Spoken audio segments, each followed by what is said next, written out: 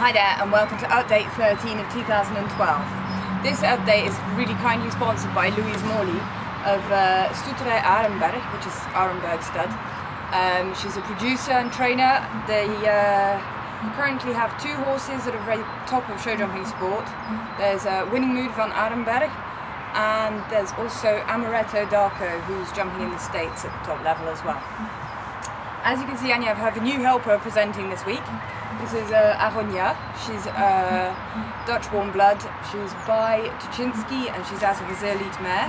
She's rising 7, but is more like a rising 4-year-old, to be honest. She hasn't done much.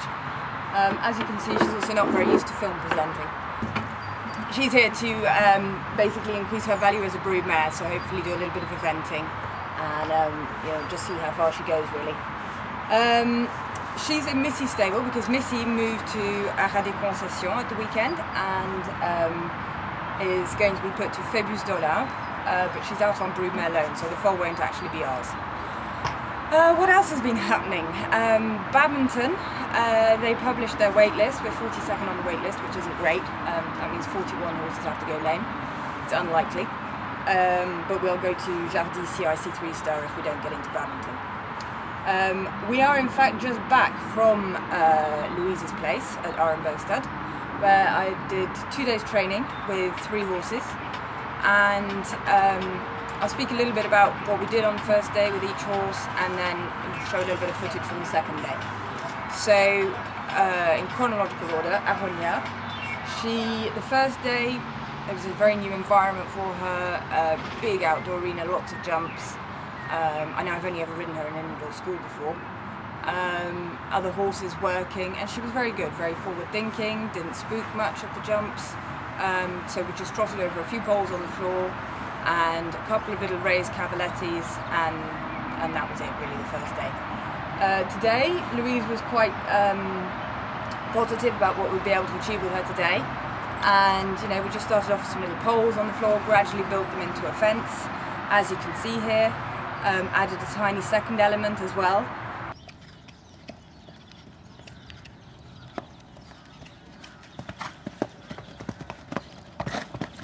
And then to finish, we just strung together a few with some little baby fillers underneath as well. And she has a very positive outlook towards jumping. It really helps make her think forward. And it's nice that she's quite conscious already of where her feet are. She doesn't jump like a complete novice. She was quite clever about sorting it out if we were a bit close for a bit of fun.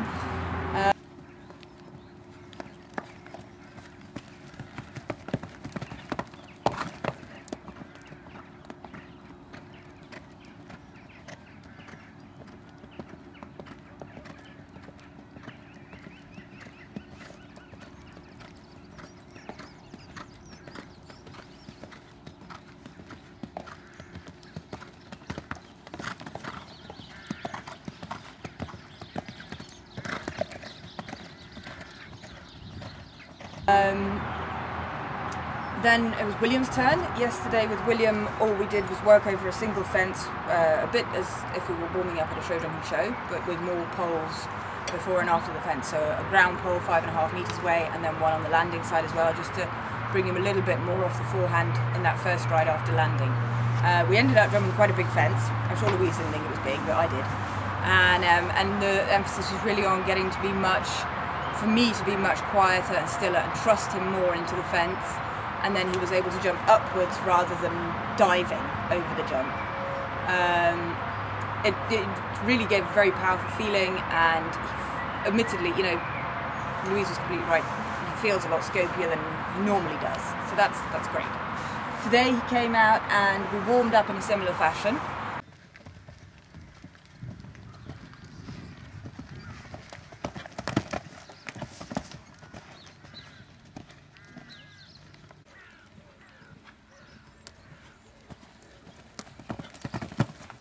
Super. And then put together a course with it at about 1.10 meter, 1.15 meter, and with me trying to ride in the same calm, quiet fashion and not sort of tense on him in the last ride before the fence. And he was using his back better, but obviously I was a little bit lost in terms of, you know, where the strides were coming and the distances I was getting. And then we put it up a bit, and he coped very well.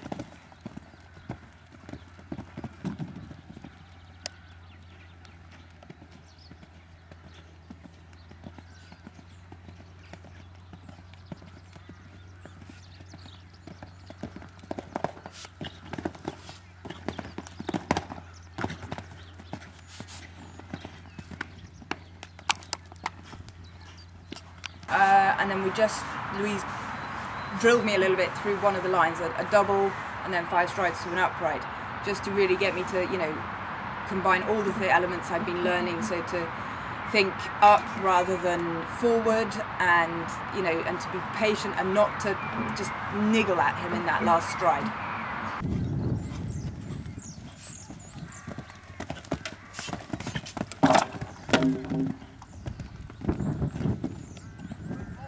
Okay.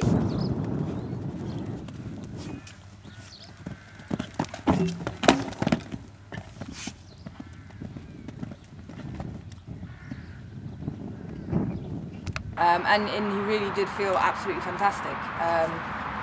And even on the flat, he felt brilliant, which I think was because he worked, you know, really worked with his muscle groups the first day. Last to go was homespun. The day before, she'd done, you know, what I've felt with her so far. She, you know, is very gung-ho, and she wants to jump and go very high, but it's a little bit, we jump up, and we come down the other side, and then we sort of have to start from zero again, you know. She sort of has this type of inertia when we land. And the emphasis was just getting her to relax and breathe a little bit more, and then she put in a stop at a fence she'd already jumped, and that's, you know, that's what happened in Ternat, and it's just a habit that it's something we can't let become a habit, because then as a rider you start to ride much more defensively, and you're not going to cure the whole fact that she's jumping in a tennis fashion. So today when we came out, she didn't have a single refusal all day today, and she didn't have a fence, and we really got to concentrate on breathing.